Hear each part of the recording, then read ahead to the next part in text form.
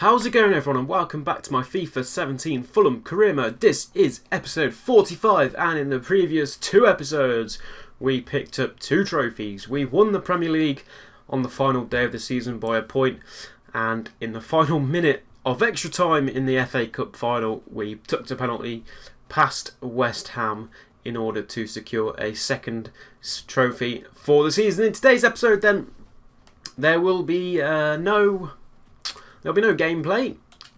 So for those of you who are interested in the gameplay, this episode's probably not for you. Let me just see. That's interesting.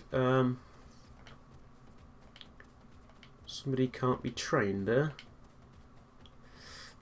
I'm actually going to start training Bettinelli. So, excuse me.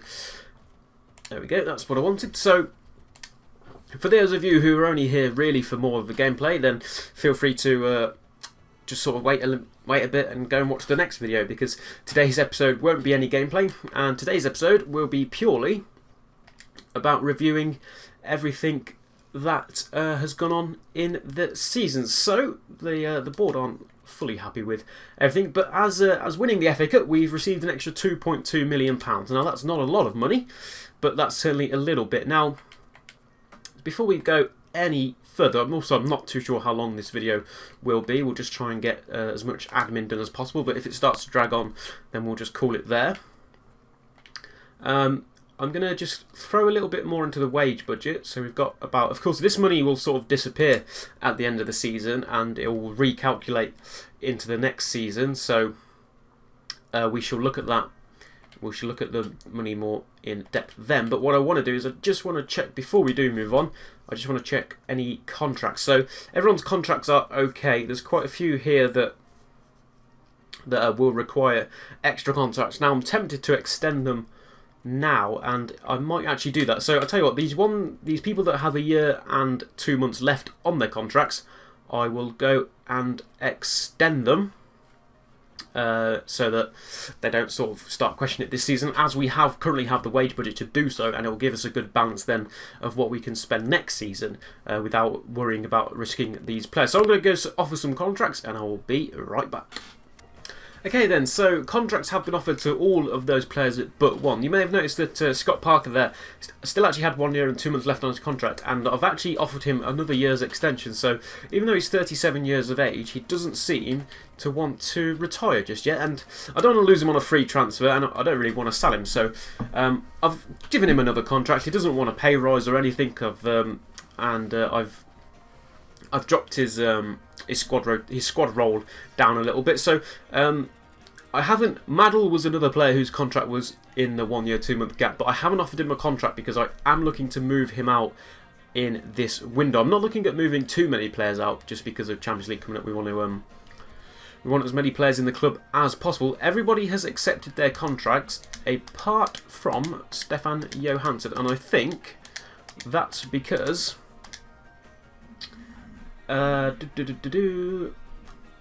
because I've lowered his squad role, because I don't think he's going to get a lot of game time next season. He's willing to renegotiate, but like I said, he's got 1 year, more than over a year left on the contract, so we don't need to fully worry about him right now. So we shall advance forward a little bit more. So that's pretty much everybody happy. As you can see there, Maddle is actually requesting to leave anyway, so we should go and sort that out in just a moment. Let me simulate through this as well. And I think, have we now approached June? I just want to make sure that the transfer the Champions League final has also been played, and then we shall go and look at who did what. So the Maddle thing actually disappeared there. Donnarumma wants me to increase his wages, so I'm actually happy to do so. As soon as he's been brought up, I've decided I'm not going to be selling him in the summer. And in fact, what I will be doing though is I'm actually going to be playing. Bettinelli will be my Premier League goalkeeper completely for this season, and then Donnarumma will be my cup keeper. So Donnarumma will be playing in Champions League and FA Cup and League Cup. Even in the early rounds, he'll be playing. I think if he starts to, I know it doesn't really make much sense, but Bettinelli still being a young goalkeeper, we really want to give him that experience, and I think he can handle the Premier League. Hopefully Donnarumma won't complain with his lack of game time, because he'll be getting 6 games guaranteed in the Champions League anyway, no matter what happens. Hopefully And that's the start of the year, and hopefully he'll also get a couple of League Cup games in there as well, should we advance that far. So we'll give him his pay rise that he wants. I'll leave him as crucial first team player because I suppose in a way he will be a crucial first team player. We are now up to the 11th of June. Of course, I think the World Cup is going on. So, on that note, we shall take a quick look at some of the tables. Let's start with a couple of competitions we were involved in then. The Premier League table I won't really go over too much. As you can see, we did end up winning that. Manchester United, Chelsea, Spurs pick up the other Champions League spots. Arsenal pick up Europa League. Aston Villa, Southampton and Reading will be leaving us next season. Over then into the FA Cup. I apologise, this takes a little bit slow again. I'm not going to say too much about that, but as you can see, we of course did win the FA Cup. And then over to the EFL Cup, which Manchester United went on to beat Bournemouth 2-0. And as you can see there, we didn't actually make it into the round of 16. I can't remember who we lost to or when we lost, but obviously wasn't quite into the round of 16s at least, because we didn't even make it that far. In fact, Liverpool lost to whoever that team is, and I'm not going to start to pretend I know who that team is. I recognise the badge, but my lower league football isn't that good. We did, of course, win the pre-season friendly at the start of the season, so we did technically win 3 trophies this season, but can't really count the friendly as a trophy, so only really did the double. Barcelona went on to win the Copa Europe, of course, they being the Champions League winners, taking on Juventus, who won the Europa League last season. Wow. Juventus in the Europa League is very harsh on every other team in the Europa League, but Barcelona went to beat them in the Super Cup, so they picked up a 3-0 victory there. Hopefully, as we move on, the Champions League has been played. It has, and in fact, it was Arsenal. And well, make up your own jokes, but Arsenal got to the finals of the Champions League and they lost to Bayern Munich. They went on to, well, they got there by beating Man United 3-2. Man United actually beat Ajax 6-0 in the quarterfinals. Who actually beat Real Madrid, and you can see there Juventus, who got through the Champions League groups this season, but they lost to Ajax 2-1. Arsenal beat Inter Milan on on away goals to get through against Napoli, who they beat on penalties. They then beat United to get to the final, to lose on penalties. Bayern Munich, in terms of their success, they beat PSG in the semis, they beat Chelsea in the quarters, and they beat Benfica in the round of 16 quite easily, really, by the looks of things. Maybe struggled a little bit against Chelsea. Club Brugge getting whacked 6-0 there by Paris Saint-Germain, who went on to beat Barcelona. So quite an interesting competition, and that's the competition we will be involved in next season, which will be handy. In terms of the Europa League then, Juventus, who weren't there to defend their trophy this season, probably to the delight of every other team in the Europa League, Spurs actually went on to win that, so it's always nice when a fellow English club wins the the European tournaments, albeit they're our London rivals, but nevertheless, it was Spurs. They went on to beat Nice in the final, which is certainly interesting. Spurs got there. They beat Everton in the semi, so a good showing by the English teams.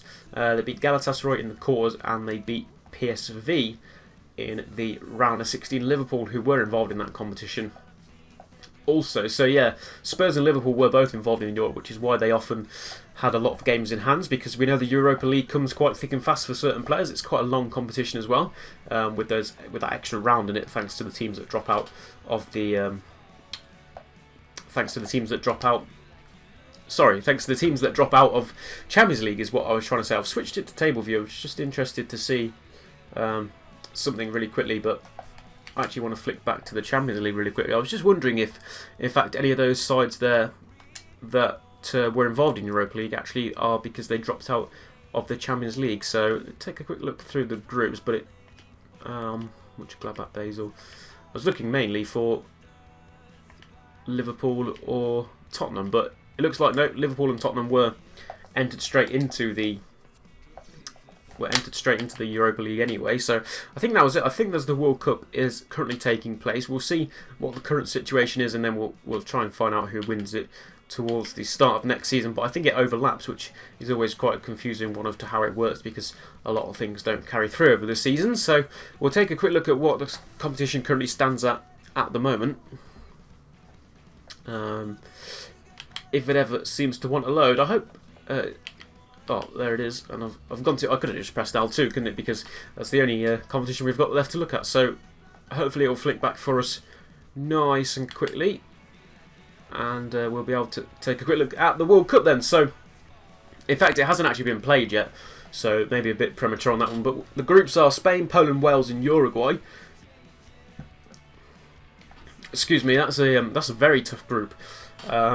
You'd expect either four of those teams to be able to get through. I'd expect Spain or Uruguay to get through, and then Poland and Wales to potentially get through. But so I expect one of Spain and Uruguay to get through, but then any of the other three could also top that. So France have had a nice group there with Romania, the US and Chile, although it could be a fight between US and Chile, but I think Chile would probably just nip that. We've got Ireland, China and Colombia in our group. Not the hardest of groups, but Colombia will be a tough task, and then I expect England and Colombia to get through those groups. Argentina, Greece, Hungary and India.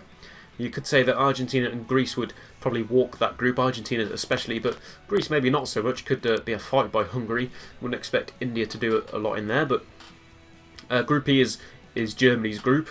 At the end of the day, Finland, Bulgaria and Cameroon. Not an easy fight for Cameroon, but you'd expect them to get second place there. Bulgaria could push them for that. Into Group F then is Turkey, Czech Republic, Canada and South Africa. Now that's a very open group.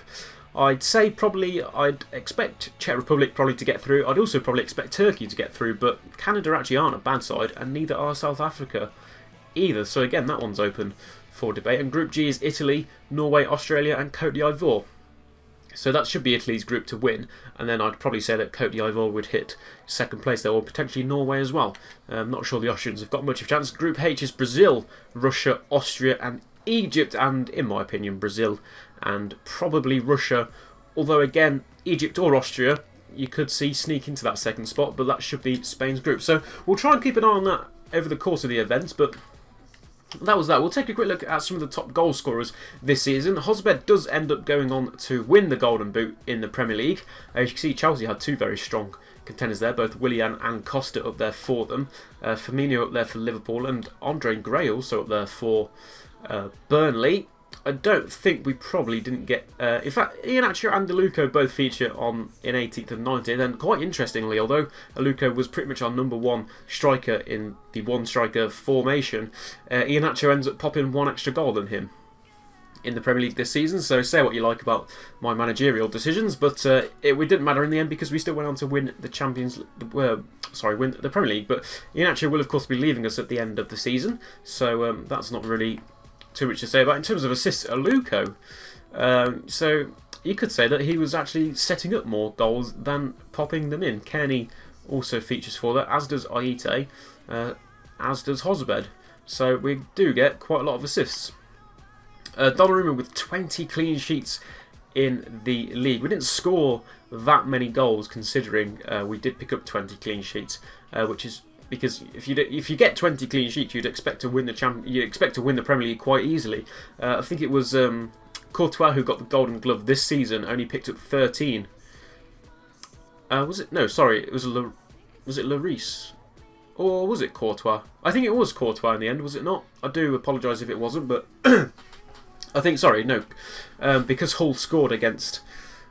Because Hull scored against Tottenham on the last day of the season, I recall that was for Lloris to level it, but Courtois did pick up the Golden Glove, and I believe he only had 13 clean sheets, and Chelsea pretty much walked the Premier League this season. Donnarumma got 20 clean sheets, and we only just won it by a point on the final day. So as you can tell, we didn't score that many goals in reality, although I think we actually scored the second or first highest in the league, so that's always quite interesting. But Donnarumma, a big player in the Premier League this season. I can see there being issues next season over my goalkeeping choice, but I'm going to stick with what I've said, and that is that Bettinelli will be the Premier League goalkeeper, and Donnarumma will play in all the cup games, and hopefully he doesn't complain too much. Should he start to complain, I might need to switch it up a little bit, but we'll get to that as and when the situation arises. I think we've had quite a clean season, and so has quite a lot of players. Only 6 yellow cards throughout the whole season isn't actually a bad shout. We didn't pick up any in the top 25 there, which is nice, and only 2 red cards. Michael Keane and Sink Graven for Burnley and Villa respectively, both picking up two reds each, and everyone else just picking up 1. And we might feature on here, but I don't recall getting a red card, to be quite honest. We will, of course, take a look at the at that. And I just want to quickly look, Hosbed, as you can see there, with 6 goals, every goal, a goal in every round, of course, wins that in the FA Cup. We're not too interested in anything else. And then finally, we'll just take a quick look at some other leagues around, mainly around Europe. Not too interested in any other leagues because most of them actually won't have been played, but if you're interested, you can just feel free to pause the video. And in fact, the Brazilian league was won by, oh no, they've only played 7 games, so there you go. I don't actually know who the better sides are in Brazil right now, to be quite honest with you, so I'll stop pretending that I will, but 39 games played there. They play each other 3 times in Denmark. That's one way of setting out the league, I suppose, but the more importantly, as you can see, the Premier League again. So Burnley, Villa and Southampton, Villa, Southampton and Reading go back down to the Championship, which was won by Newcastle, who shall be joining us next season, along with Norwich. Both teams, in the end, that was quite close, but both teams secured that quite easily. And then one of Derby, Middlesbrough, Hull or Sheffield will be joining us. Unfortunately, Bournemouth, Leeds and the likes of Brighton just miss out there, which is a shame. Of course, we can't see who will be coming up next season. You can't have a look at the playoffs unless you're involved. And Rotherham, Sheffield and Bolton will be going back down over into League One then. Blackburn and Millwall pick up promotion. Is it? Yeah, it's only 2 from only 3, and then MK Dons, Southend, Barnsley and Scunthorpe hit the playoffs. Portsmouth, who got promoted last season, just missed out on a championship spot there, or a playoff championship spot, which is a shame. And leaving that, this is where 4 teams leave, of Oldham, Luton, Gillingham and Wimbledon, and then 4 teams from League 2 come up, which means Doncaster, Argyle, Plymouth Argyle and Blackpool both get promoted into League 1, and then Rochdale, Cambridge, Fleetwood and Accrington Stanley will hit it out in the playoffs. So we'll see how that progresses overall. Monaco pick up the French League title just as they did in real life this season, and it looks like they did that quite easily. So fair play to them. And Bayern Munich, come first, and Leverkusen come second, and Dortmund end up finish 3rd. And interestingly enough, Leipzig, who this season in real life, I think they finished 2nd, actually got relegated in the first season. So in the same season that this season is, we were in the Championship in real life. So you know, the first season, Leipzig actually ended up getting relegated, and they've completely walked the Bundesliga 2, and will be coming up next season. But in real life, Leipzig actually finished 2nd in the Bundesliga. So you can see how realistic FIFA obviously knows their stuff, or they've just had a surprising season, which I know they have, but interesting there. And very interesting that Milan win the Calcio A and Juventus end up finishing in 5th place, which means I think they've missed out on Champions League yet again. I know they got it this season, but they had to settle for Europa League last season, and I don't think they've even qualified for Europa League, unless of course they might have gone and won the Italian Cup, the Coppa Italia, but who knows. But I hope that's good news for us, because that means we won't have to face Juventus next season, which is nice. So Milan, they're finishing at the top. Napoli, Inter and Roma, the main big teams in that. Not too fussed about Japan, to be quite honest. Again, I don't think that one's finished, but Kashima Antlers going strong there. Korea Republic, Mexico. Ajax won the Netherlands League, the Eredivisie, so credit to them. Rosenborg, looks like they were chummies of Norway. Lech Poznan over in Poland. Porto in Portugal, just beating out Benfica there, as you'd expect those 2 teams to finish at the top, with Sporting somewhere around there, but having to settle for 5th this season. St. Pat's win the Irish Championship. FC Krasnodar finished top of Russia, which you probably wouldn't expect. I'd expect the likes of Zenit and Moscow to be up there, which they are, and they only won it by a point in the end, interestingly enough. And of course, Celtic did go on to win the Scottish Premiership, only losing 3 games this season, as opposed to having an unbeaten season, which they did in real life. But there you go. Rangers did, of course, finish 2nd, although they actually didn't finish 2nd this season. And in terms of Spain, it is Barcelona who win it by 4 points in the end. Both Madrid and Atletico finish on 84 points, but Madrid, they're just on top of goal difference. So Barcelona and Madrid both coming into Champions League indefinitely, as I think probably Atletico will as well. So that will certainly be interesting. And I think that is most of the leagues that are interested in. Fenerbahce picking up the Turkish league title there, and currently Portland Timbers top of the US league. But that's pretty much that. So that is pretty much that. We shall round this off with a squad report, and I shall go and then advance forward into the next season, and we'll sort of end things off there. If I can go into the squad, there we go. Squad report. We've only been going for about 23 minutes, and there's quite a few things to cut out. So I shall leave. We shall go on for a little bit longer. So Donnarumma then, who we only signed for 13 million from Milan, pretty much a bargain there. He's grown by 8 ratings this season, and he's now an 86 rated goalkeeper at the age of 19. That is ridiculous. He's got 22 clean sheets in all appearances, in all competitions, 43 competitions he did appear in, and of course 20 in the 38 Premier League games that he played. 2 FA Cup clean sheets as well, one of course in the FA Cup final, and of course in the first round, or the third round against Cardiff is the team I was looking for. Budowell, who we signed for 3.2 million, now worth 6.5, so he's grown by 5.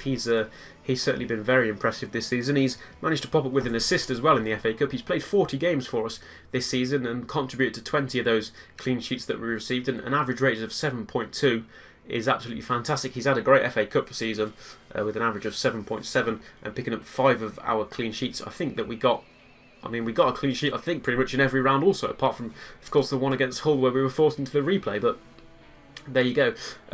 He's also grown by 5. Rob Holding, who we've brought in on loan, he ended up making 17 appearances for us this season, which is always nice in the end. So we signed him in, we brought him in January. He'll be leaving us at the end of the season. I would be interested in bringing him back permanently.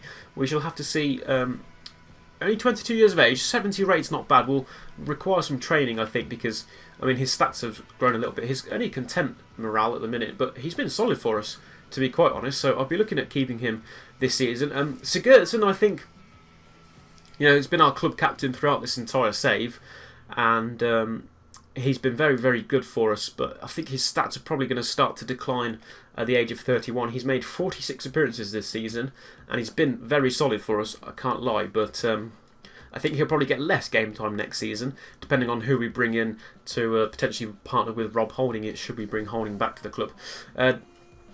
Dennis O'Doy, the left back, now at the age of 30, again, stats will start to decline next season, but again, has been absolutely fantastic for us. Probably looking at replacing him in the next season as well. I don't want to replace too many players, but we've got to start to think about all these oldies. I definitely won't want to be selling him on because he's been a very good servant to us throughout the past seasons. Made 45 appearances this season and popped up with 2 assists. I think he got a few goals last season, which he couldn't quite match this season, but his average rating has just been superb. Lansbury, who we got on a free transfer at the start of the season. To be honest, I've not been that impressed. I won't be looking to move him on in the summer because, like I said, we need to just bolster the squad out, so we'll just look to be bringing players in. But I'm not sure how much first-team football he'll be getting next season, and we might need to sell him should he become unhappy. But he has grown by a rating, and of course he missed a good chunk of the start of the season through injury.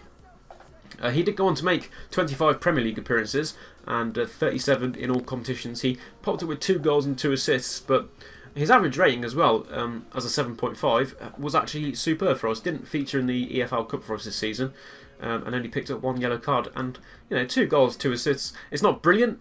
I wasn't overly impressed with him, but he did score a couple of good goals. So potentially still be in the side next season. We shall have to see. A person who definitely will be in the side next season is Niskans Cabano.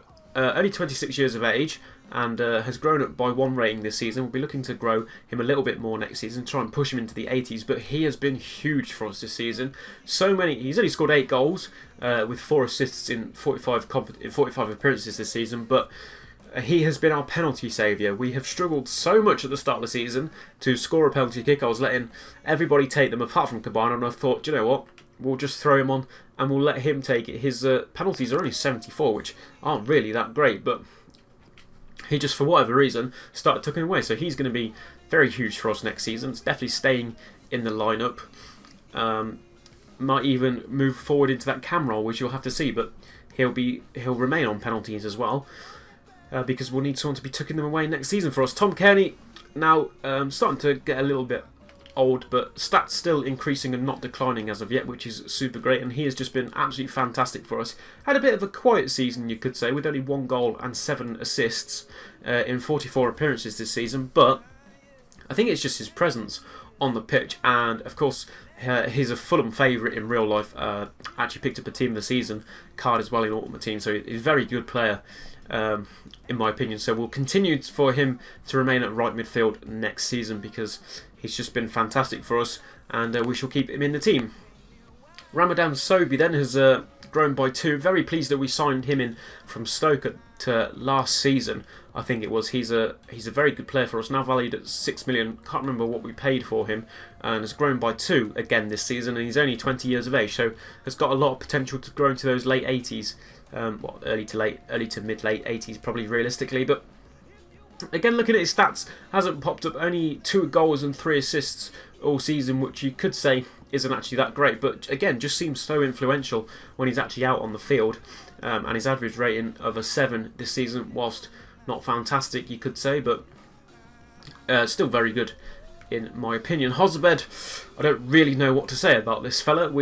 I expect a lot of big bids to come in. He's probably our most, well, other than Donnarumma, probably our most valued player at 17.5 million, and at the age of only 27, still got 1 or 2 seasons at full potential left in him. He's grown by 2 ratings this season, fully deserved. You can see that his physicals aren't that fantastic. I might look at training them this next season, but technically he is a fantastic player. Just because I think with that burst of pace, he'll be at a different level next season. But again, at the age of 27, you've just got to check that those stats aren't naturally declining, and all I'm doing is restraining the decline, because that's a little bit pointless and not the best way to utilise the training method. But 19 goals this season and 7 assists from the new cam role that we put him in at the start of the season in 44 appearances is absolutely fantastic for us. 6 goals in 7 FA Cup appearances. Of course, the only one he didn't score in was the one game against Hull, but went on to score in the replay,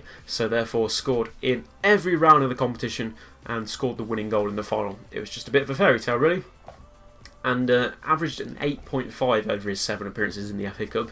He was huge for us in terms of winning that competition, and of course winning the Premier League, where he got the Golden Boot.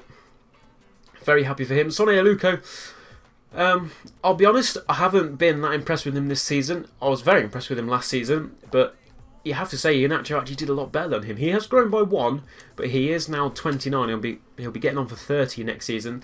Iheanacho will be leaving us, so I will be looking for a new first-team striker, and Aluko will probably drop to the bench and be more of an impact rotational player.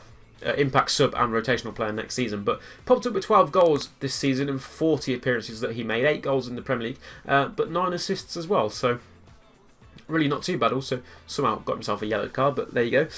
Scott Parker, who is 37 years of age, valued at £120,000. I've just extended his contract for some reason. He doesn't want to retire. We won't be playing him anymore. He'll just be in the club, and he might pop it because of how Champions League will come. If we get a League Cup fixture against a low league opposition, it's in and around the time of Champions League, we'll of course just throw Parker in there because he can still do business on the pitch. But down 3 this season to a 69 rated at the age of 37. But he played 28 games for us this season, which is very impressive, and popped himself a goal as well, and also an assist in the Premier League. So very, very pleased with that and very happy with him. And the only yellow card he got was in the FA Cup final, which is a bit of a shame.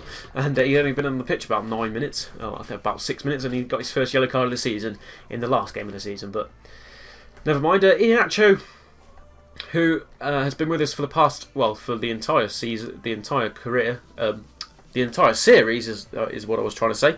He'll be leaving us at the end of this season.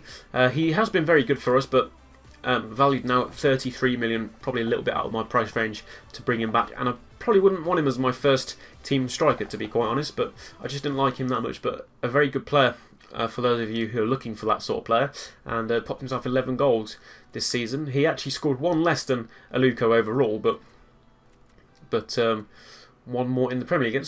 And interestingly enough, actually, I was just saying that Iheanacho's done a lot better. He's actually played the same amount of games as Aluko in the Premier League. Both made 27 appearances and only popped in one extra goal. So you could say, yeah, he had a better season than Aluko, but in fact, it wasn't actually that impressive. And his other 2 goals that he got both came in the friendly, so the friendly tournament at the start of the season. So actually, I suppose you could say, really, he hasn't been that fantastic. Marcus Bettinelli, now at the age of 26, but still very young for a goalkeeper, so he will become, only made 9 appearances this season, which, my bad. He will be my Premier League goalkeeper next season. Donnarumma will be the cup keeper, and should that keep everyone happy, that's how we'll go for the rest of the season. It might upset Donnarumma that he's not getting game time, and obviously with how high rated Donnarumma is, it would make sense to play him, but I want to give Bettinelli his shot. He's actually been very good for us. Actually, he made 3 appearances in the FA Cup and got 3 clean sheets, and I forgot, but he played the European tournament 5 games, and he actually got 4 clean sheets in that as well, so very rarely overall this season made 9 appearances and kept 7 clean sheets. You can't argue with that. So we will train him up next season, and we'll give him some game time as well, because for some reason he appears to be a very, very good goalkeeper. Tim Ream will probably see less game time this season, but popped up 36 appearances this year. No goals, no assists, but 18 clean sheets. Very solid player for us all round. And same situation for Malone. Again, was used as a sub this season, and will continue that next season. Probably not. Although I'm probably looking at a new left back, so the game time Malone will get maybe limited, but 18 appearances this season with 2 assists and 5 clean sheets. Definitely not bad. Floyd Aite, who for some reason his stats are starting to decline now at the age of 29. Of course, he's been replaced by Sobi permanently now. Originally only due to injury, but permanently has lost his place in the lineup. Popped up with 1 goal and 5 assists in the Premier League in his 28 appearances, made 35 overall, but really hasn't been that great for us this season, and with his stats declining, he'll probably look at getting even less game time next season. Kevin McDonald, now at the age of 29, and stats probably starting to decline as well as opposed to grow, but made 33 appearances and popped up with 3 goals and 2 assists for us. Didn't have a bad season, to be quite honest, but again, his game time may be looking less and less. We shall have to see. Our youngster, Eduardo Rossi, who we brought in as our scout future star, he's grown 6 this season, and we only brought him in February, so he's got a lot of potential, which is super exciting. And as a right winger as well, he'll be looking to learn off Kearney, who, as Kearney sort of gets a little bit older, will start to be phased out for Rossi, but that's a long way off yet. Whether I even make it that far, I'm talking a couple of seasons on, but which we probably won't get done, but you have to think about these things anyway. But made 5 appearances in the end, and actually popped himself a goal in the Premier League, and out of those 5 games that he played, we actually got 4 clean sheets, so you could say he was quite instrumental in our defensive minded midfields as well. Ryan Fredericks, who I actually am a bit of a fan of, to be quite honest, but at the age of 25 and only 69 rated, never really going to have a future here at the club in terms of a starter, but with, as I keep mentioning, with heavily involved in Champions League next season, with more games being played, Fredericks might see a little bit more game time. He did actually pop up with 13 appearances this season, 8 of those coming in the Premier League, and managed to grab himself 2 goals and an assist. 1 goal and an assist in the Premier League, and then a goal in the pre-season friendly, and of course 8 clean sheets as well, and 1 yellow card. So he's actually not a bad player. The thing I do like about him is just that 91 acceleration, 92 sprint speed. If we could increase his stamina as well, I think, and potentially his technicals, he could be a very good player, but probably not at the level we want him to be. So we might look to move him out, because he is a very good player, but again, might like to keep him on the books this season. We shall have to wait and see. And Stefan Johansson then, 74 rated at the age of 27, hasn't grown at all this season, which is disappointing, but again, just starting to get to that age where probably more of a decline than a increase in stats, is what I was trying to say. An ascend was actually the word I was looking for, but just couldn't quite get out there. Made 23 appearances and popped up with 5 goals and 4 assists and 6 clean sheets, which actually isn't too bad. Averaged a 7.5, so really had a good season for us. A couple of stats did end up growing, but again, probably going to be getting less game time next season with the level that we are now at. And then Maddle, who will probably look to move on at the end of the season. Unfortunately, he's only valued at 825,000, so he's not going to do a lot for the transfer budget, but He wants to leave the club, and he only made 7 appearances. Well, really only made 8 appearances this season. Made 13 overall, but 5 of those came in the pre-season tournament, so not really too impressed by Maddle, to be quite honest. But at the age of 30 and only 70 rate, he's probably the sort of player that we start to look to move out. And then, of course, we do also have Aaron Lewis, who is currently out on loan at Crewe Alexandra. We, of course, brought him in from Swansea, I think, at the start of the season. And I think he's probably, although he's a little less rated currently than Fredericks, I think he's probably got better potential. He did make 6 appearances for Crewe this season. Of course, I assume he probably made some league appearances as well, but we don't get to see that. But he made 2 EFL Cup appearances, and they actually went on to had a good run in the FA Cup, and he made 4 appearances. So it looks like he was a bit of a starter for Crewe. So quite interesting that I might look at loaning him out again this season, potentially, but only in January. I might actually look to train him, and then because he's got good stats as well in terms of acceleration and sprint speed. So he is just like a younger version of Fredericks, but I think he probably has better potential than Fredericks. But there you go. That has extended the length of this video dramatically. So what we are going to do, I'm going to advance forward a little bit further, just until it gets to the start of next season, and anything interesting should pop up. I will let you know. Before we do that, Sobi's been called up for Egypt, and Donnarumma, of course, been called up for Italy, which is very nice. So they're off to the World Cup, and Donnarumma has accepted his contract. So I'm going to advance to, hopefully, the start of next season, and I shall see you then. Okay, so then I've come to the end of the season, just about to advance over into the next season, and Rebecca Pompey there has sent me an email to say that we have received Manager of the Season award, so very happy about that. Unfortunately, I advanced just a little bit too far, which means I am... oh no, in fact, I can go and look at the board expectations. I was about to say, I thought I'd missed out, so we'll have a look at what, if the board are happy with us. We didn't really look at youth development too much this season, but... I think it's a little bit ridiculous, their youth development. With what we were aiming for, they wanted us to sign 4 youth players and play them in 20 games, which is quite a lot, to be quite honest, but we shall maybe reconsider the youth development targets next season. Brand exposure we did complete, and I think we completed that sometime during the end, sort of like February, March time, and that was just to gain 14.4 million in shirt sales, which we did complete. There was no objectives, of course, in Continental. In domestic, well, we won the Premier League and the FA Cup. They only wanted to finish mid-table, and we won it, and they only wanted us to reach the round of 32, and we won it. So I'm pretty sure they are very happy overall. And financials, I probably could have actually done that, but I never actually read too much into it. They wanted us to finish with 2.5 million. I don't think we had the money, really. We ended up with 1.184 million, but hey, not too fussed in that. They seem quite happy with us, so I'm going to go and end the season.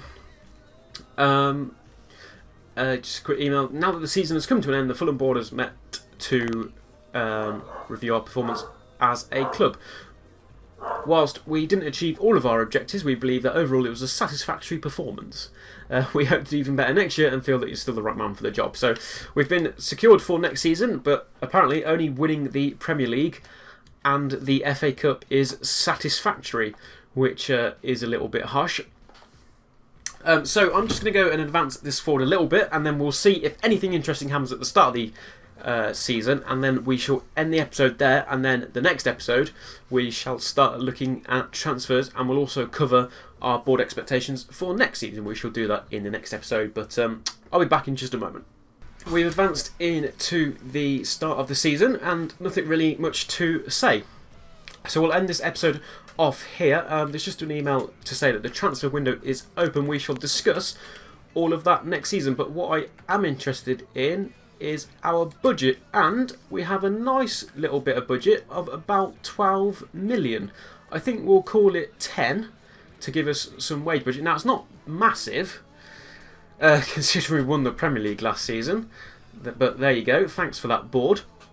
But I think we could work with 10 million. We'll be looking to bring in a couple of players, maybe like 2 or 3 that are worth about 3 million, and I think some nice young players who hopefully have some potential. And I think that would work for us very nicely. So that is going to be that. Quickly, just want to see who else came up for us? We of course have the Community Shield to contend with as well. Completely forgot about that. So we'll end up playing Man United because of course we won both the FA Cup and the Premier League, which means we just take on second place in the Premier League, which was of course United, although you could say they should have won it. So that'll be quite nice to get an early start in the tournament, and hopefully as well that might add a little bit more wage budget, a little bit more transfer budget. If I could find the Premier League table, which I'm guessing is here. There we go. So Newcastle and Norwich both came up with us last season, and I can't recall who the other team would be. Forgive me, but I can't quite spot who we didn't play last season there.